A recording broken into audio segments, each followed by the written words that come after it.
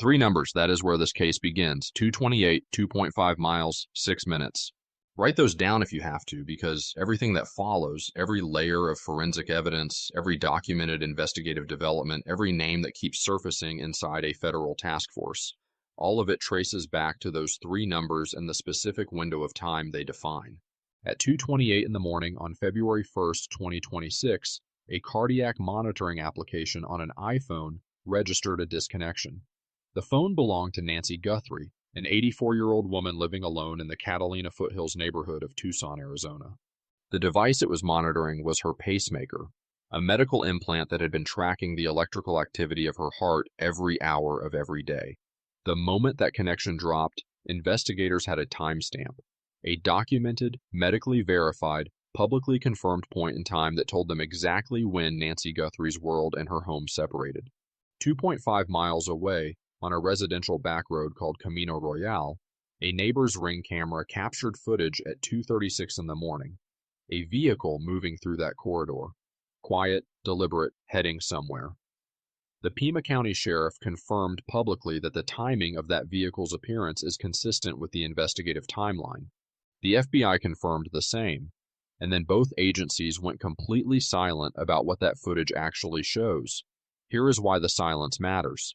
NBC correspondent Liz Kitts drove the route between Nancy Guthrie's home and the location on Camino Royale where that camera sits. She chose the path a deliberate driver would choose at 2:30 in the morning, the back road corridor, the route that avoids main intersections, the path someone takes when the goal is to move fast and not attract a second glance. That drive took exactly 6 minutes. 2:28. Add 6 minutes. You land at 2:34. The vehicle appeared at 2:36. 2 minutes of margin. And if you've been following this case closely, you already know those 2 minutes aren't a gap in the evidence. They're evidence. Someone moved an 84-year-old woman with limited mobility from a locked home in complete darkness. And the clock, the camera, and the route do not contradict each other. They align perfectly. Before we go any further into the evidence, you need to know who Nancy Guthrie was, not just her name, not just her famous daughter, the actual texture of her life, because when you understand how she lived, the targeting becomes impossible to look past. Nancy Ellen Long was born on January 27, 1942, in Fort Wright, Kentucky. She graduated from the University of Kentucky, and on December 28, 1963, she married Charles Errol Guthrie, a mining engineer whose career would take their family across oceans. The family relocated to Melbourne, Australia, where their youngest daughter, Savannah, now a household name as the co-anchor of NBC's Today Show, was born in 1971. 2 years later, the Guthries landed in Tucson, Arizona. They settled into a burnt adobe home tucked into the high desert above the city, near Campbell Avenue and Skyline Drive, a neighborhood defined by red rock landscape, quiet streets, and houses built to last. Nancy planted roots there. She never left. She raised 3 children in that neighborhood, Savannah, Annie, and Cameron. She built a career in public relations at the University of Arizona that spanned nearly 2 decades. Colleagues describe her as the kind of person who made every room lighter, who showed up consistently, who took the work seriously without ever losing her warmth. She was known, in the way that people who stay in one place long enough eventually are, recognized at the grocery store, trusted in the neighborhood, embedded in the ordinary rhythms of a community she'd helped build. In 1988, Charles Guthrie died suddenly of a cardiac event during a work trip to Mexico. Nancy was 46 years old. Savannah was 16. By every family account, Nancy did not collapse under that grief. She held her children together with what Savannah later described on the Today Show as iron discipline and unshakable faith. She never remarried. She never relocated. She lived in that same home, alone, for more than 50 years. By February 2026, Nancy Guthrie was 84. She had limited mobility. She depended on a pacemaker and required daily cardiac medication to manage a documented heart condition. Her mind, by all family accounts and confirmed by the Pima County Sheriff publicly, remained completely intact, sharp, independent, fixed in her routines. Every Sunday morning without exception, she attended a virtual church service from her home. She did not miss it. When she failed to appear on February 1st, 2026, a church member noticed, called the family. The family searched the home. Then they called 911. Her phone was inside, her wallet was inside, her hearing aid was on the nightstand. Her daily cardiac medication, the medication she needed to manage her heart condition, was sitting exactly where she'd left it, Her car was in the garage. Every item that would tell you a person chose to leave was still there. The only thing missing was Nancy. She had lived in that house through 5 decades of desert nights. Whatever was coming on the night of January 31st, she had no reason to expect it, and the people who came had clearly spent significant time making sure of that. Saturday, January 31st, 2026. The last ordinary day Nancy Guthrie would have. At 5:32 in the afternoon, she opened the Uber app on her phone, requested a ride, and made the short trip from her Catalina foothills home to her daughter Annie's house nearby. She had dinner there. She played card games. By all accounts, the evening was completely normal, comfortable, warm, the kind of routine family night that doesn't register as anything until everything that came after forces you to look back at it. She spent roughly 4 hours with Annie and Tommaso Cioni, the man Annie had married and brought into the Guthrie family. At approximately 9:48 in the evening, Cioni drove Nancy home. Her garage door opened. It closed again at 9:50 p.m. Cioni confirmed later that he watched until she was safely inside before pulling away. That 2-minute window, the garage opening and closing, is the last confirmed, documented moment anyone in this case can place Nancy Guthrie inside her home, alive and accounted for. Then the house goes quiet. For the next 3 hours and 57 minutes, the verified record is silent. No outbound calls, no messages, no movement registered on any recording system inside the property.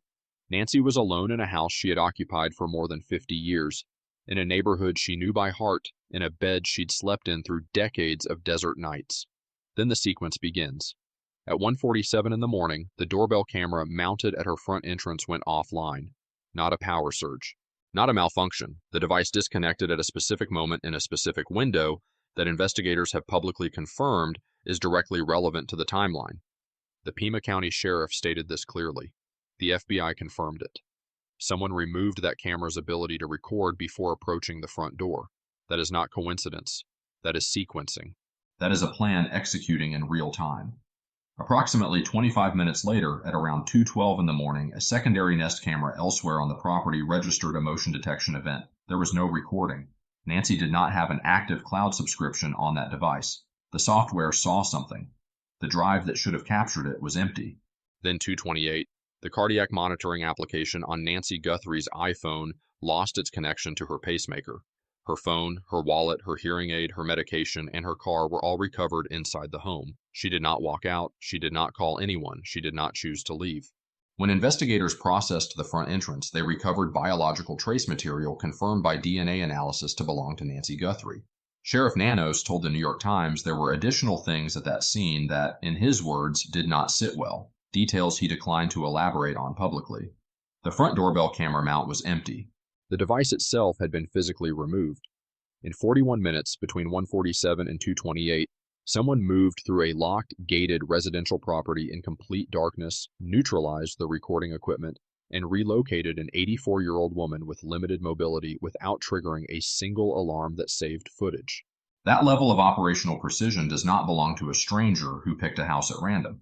It belongs to someone who had already walked that property in their mind long before they walked it in the dark. And the FBI's technical team would soon recover footage that confirmed exactly that. 9 days after the disappearance, investigators went back into the doorbell camera's server infrastructure with Google's technical assistance and pulled footage from residual back-end data. What they recovered changed the entire public face of this investigation. The footage showed a masked figure approaching Nancy Guthrie's front door in the early hours of February 1st. Dark clothing, black gloves, sneakers, a face mask that retired FBI agents and analysts who reviewed the footage publicly noted something specific about the way the figure moved. Not rushed, not panicked. One former FBI agent described the approach as almost relaxed, as though the subject moved through that entrance the way someone moves through a space they already know. There was no hesitation at the gate. The FBI then erected a white forensic tent over the front entrance, ran measurements under controlled infrared lighting conditions, dressed agents in replica clothing, and established the subject's height as between 5'9" and 5'10", average build, and the footage had been captured on 2 separate dates. The subject had been at Nancy Guthrie's front door before she disappeared. When investigators need to understand a disappearance, the first question is always the same. Who was the last person to see her? In this case, that answer has never changed. Tommaso Cioni is 50 years old. He was born on June 18, 1975, in San Giovanni Valdarno, a historic medieval town in the Tuscany region of Italy. He relocated to Tucson in 2006, the same year he married Annie Guthrie, Nancy's eldest daughter. He has taught 6th grade science and AP biology at Basis Oro Valley School for more than 15 years. His school sits approximately 10 miles north of Nancy's Catalina foothills home. He drove Nancy home on the night of January 31st. He confirmed she was inside before he pulled away, and from that moment forward, the documented record of his involvement in this investigation is both extensive and almost entirely one-sided. The FBI searched Annie and Cioni's home 5 separate times. The first search occurred on February 7th, 6 days after Nancy was reported missing. Investigators returned repeatedly, remaining inside for several hours during each visit, photographing multiple rooms while law enforcement vehicles surrounded the property. During one visit, agents were observed carrying a silver briefcase into the residence. During another, they exited carrying a white case and a brown evidence bag. Former FBI agent Tracy Walder assessed those items publicly. The white case is evidence processing equipment, the brown bag is collected evidence. 5 documented returns to the same residential address across an active federal investigation is not standard procedure. Each return represents a specific evidentiary objective that required investigators to go back. Annie's vehicle was also towed and impounded. Sheriff Nanos confirmed this publicly. Now here is the part of the public record that every person following this case has noticed. Savannah Guthrie flew to Arizona and posted emotional video updates. Cameron Guthrie, Nancy's son and a retired Air Force colonel, spoke directly on camera, addressing whoever was responsible. Every member of the Guthrie family produced a visible, documented public presence in the days following the disappearance. Cioni produced nothing. Not one public statement, not one appearance beside Annie during any of her public-facing moments, not one word directed toward the investigation, the family's appeal, or the reward. The FBI's forensic reconstruction at the front entrance established the subject's height as between 5'9" and 5'10". Multiple investigative journalists and analysts who reviewed photographs of Cioni placed him consistently near 6 feet, approximately 183 centimeters. The numbers don't align precisely. That is not exoneration, it's a measurement. And in this investigation, every measurement leads investigators toward the next question. Cioni has not been named a suspect. He has not been charged. But the investigative record surrounding him, 5 property searches, an impounded vehicle, and more than 5 weeks of unbroken public silence while the family around him publicly disintegrated, is a documented pattern that behavioral analysts describe as consistent with someone operating under direct legal advice. The silence isn't passive. It's a decision, made again every single day. But Cioni is only one name. The second name entered this investigation not through family proximity, but through a criminal court record. On February 4, 2026, an account on X posted a Pima County court document. The name at the top was Dominik Aaron Lee Evans. The charges listed beneath it included felony burglary, robbery, theft, embezzlement, and DUI. Multiple outlets independently verified those records through the Arizona court system. They were real. Evans is a 48-year-old 5th grade teacher and drummer from Tucson who had spent nearly 2 decades playing music with Tommaso Cioni. They had met in April 2007 through separate online postings, Cioni through the Tucson Weekly, Evans through Craigslist. They formed a band called Early Black, indie, post-punk, grunge-tinged. They recorded a debut album at Loveland Studios titled Life, Love, Murder. They played local venues for years, 19 years of documented friendship, 19 years of rehearsals, road trips, studio time, and the kind of ordinary accumulated conversation that fills a long friendship. And for every single one of those 19 years, Cioni was already the son-in-law of Nancy Guthrie. Evans's verified height is consistent with the FBI's established range of 5'9" to 5'10". His build, as visible in publicly available photographs, is consistent. He lives in Tucson and knows the city's geography. His legal history includes a charge of burglary, defined under Arizona law as entering or remaining unlawfully in a structure with the intent to commit a felony inside. Evans met Nancy Guthrie once, he said, at an Easter gathering at her Catalina foothills home in 2011. He brought his son for an Easter egg hunt. He walked onto that property. He passed through that gate. He saw that entrance. That is on the record. Evans was interviewed by investigators for approximately 40 minutes 1 week into the case. He provided an alibi, his home, his wife, their children. His wife corroborated it. Phone data supported the account. He has not been contacted again as of the date of his New York Times interview. He has not been named a suspect. He has not been charged. What exists is the physical description. What exists is the documented proximity to Cioni. And the question the investigation has been asking since the first week is not how many times Evans met Nancy. It is how much Evans knew about her, and from whom he learned it. That answer lives inside 19 years of documented friendship. Think about how information actually moves between two people who trust each other across nearly 2 decades of shared history. Not through interrogation, not through surveillance, through conversation. The kind that happens in a car between gigs, in a rehearsal space after everyone else has gone home. In the ordinary passing of details between two people who've known each other long enough that they don't think twice about what they're saying. Her address, her routines, her medical limitations, the layout of the property, the gate at the front of the driveway, whether she slept lightly, what time her lights went off, the security system she did or didn't have, the camera mounted above her front door, and whether she had an active cloud subscription on it.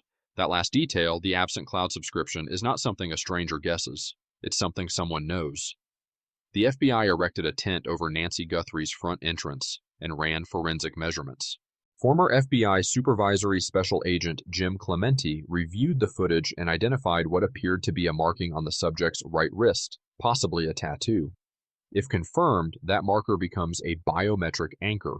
It rules people in or out of the suspect pool with precision that a height range alone cannot. And then there is the jammer. On March 5th and 6th, FBI agents and sheriff's deputies returned to the Catalina foothills and canvassed Nancy Guthrie's neighborhood door to door. Not for witness statements, for a specific technical question. Had residents noticed any disruption to their internet service on the night of February 1st? Multiple homeowners confirmed they had. Ring cameras with gaps in their histories from that exact window. An antenna-like device visible in the pocket of the figure captured on Nancy's doorbell footage prompted investigators to pursue a specific theory, that a signal jamming device had been deployed in the neighborhood that night, deliberately disabling nearby cameras and internet-connected recording systems before the operation began. A signal jammer is not something a person grabs impulsively. It requires advanced knowledge of the target's security infrastructure. It requires planning at a technical level. It requires someone who knew exactly which systems were running in that neighborhood and made a deliberate operational decision to neutralize them before approaching that front door. That is not the behavior of someone acting on impulse. That is the behavior of someone who had a plan. And plans require information. Information requires a source. The Google Trends data that surfaced during the investigation adds another documented layer. Fox News Digital reported that search activity for Nancy Guthrie's home address had occurred in Arizona as early as June 2025, 8 months before she disappeared. Additional search spikes appeared in January 2026, weeks before she vanished. Searches for Savannah Guthrie's salary, originating from Tucson, were detected in December 2025. Investigators and analysts were careful to note that Trends data is not definitive on its own. But in the context of an investigation already anchored by pre-operational surveillance visits to the property, it adds one more documented data point to a behavioral timeline that stretches back further than February 1st. The ransom correspondence that began moving through media channels on February 2nd, notes sent to TMZ and 2 local Tucson television stations demanding millions of dollars in cryptocurrency with hard deadlines on February 5th and February 9th, is also part of the documented record. Both deadlines passed. No confirmed communication from whoever sent those notes followed either one. The FBI confirmed it was taking the correspondence seriously while simultaneously running a parallel investigative track. The 4 layers of evidence, the vehicle on Camino Royale, the interior DNA profile, the cell tower records, and the physical description from the doorbell footage, do not stand alone. They connect. They form a picture that, when assembled, is, in the words of one retired FBI expert who reviewed the case publicly, extraordinarily difficult to dismantle in a courtroom. Here's where the case stands right now. Not a month ago. Right now. On March 2nd, 2026, Sheriff Chris Nanos sat down with NBC News and said 4 words that every person following this case needed to hear. Investigators are definitely closer. He confirmed that a dedicated team from the Pima County Sheriff's Homicide Unit has been formally embedded with the FBI's Tucson Task Force. Detectives and a sergeant stationed full-time at the FBI field office, working this case alongside federal agents every day. He stated clearly that he operates under the belief that Nancy Guthrie is still alive. And he said there is information in this investigation that he will not share publicly because doing so would compromise the prosecution being built around it. Not the investigation. The prosecution. That word matters. Prosecutors don't build architecture around a case that has nowhere to go. The Pima County Attorney's Office has veteran prosecutors already embedded in the investigative team. That is a step that occurs when law enforcement believes they are moving toward charges, not when a case is stalled. The interior DNA profile recovered from inside Nancy's residence, confirmed as a mixed profile meaning genetic material from more than one contributor, is in a private forensic laboratory in Florida, currently under active separation and genealogy analysis. The laboratory reported challenges with the mixture ratio. Sheriff Nanos was transparent about that. He also said that the technology was advancing fast enough that resolution was expected in weeks or months. The investigation, he said, was not waiting. Investigative genetic genealogy is now active on this case. This is the same methodology that identified the Golden State Killer after more than 40 years. The same technology that identified Brian Kohberger in the University of Idaho murders through a pizza crust. The same process that broke the Gilgo Beach case through a discarded coffee cup. It does not require a CODIS match. It does not require the suspect to have ever submitted a DNA sample anywhere. It requires one relative, anywhere, in a commercial genealogy database, and it builds a family tree from that branch until the name at the end of it can only belong to one person. That algorithm is running right now.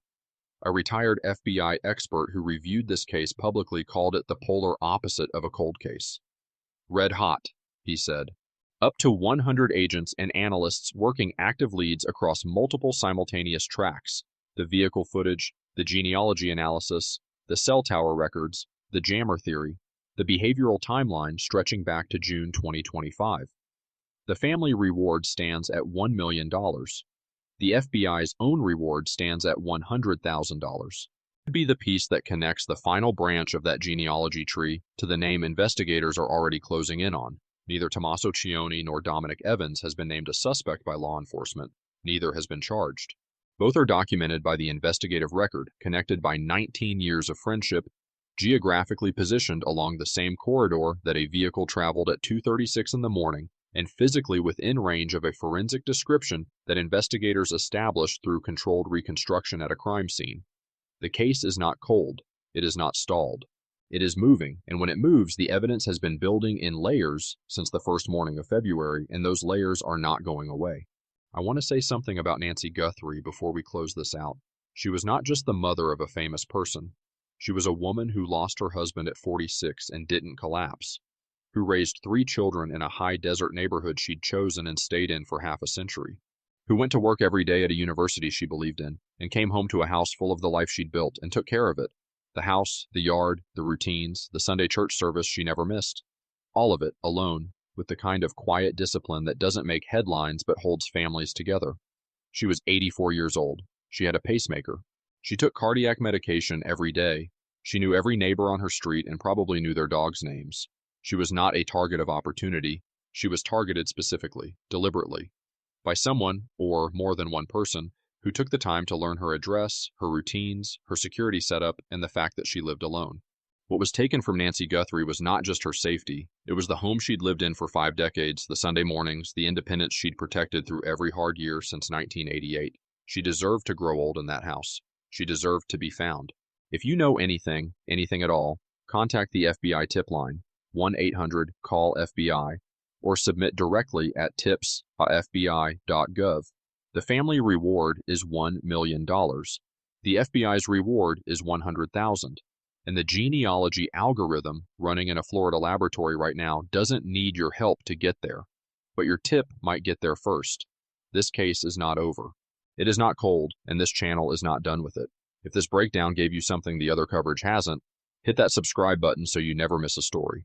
Leave your thoughts in the comments. I read everyone. And share this video so this story reaches someone who needs to hear it. The more eyes on the evidence, the harder it becomes to stay invisible.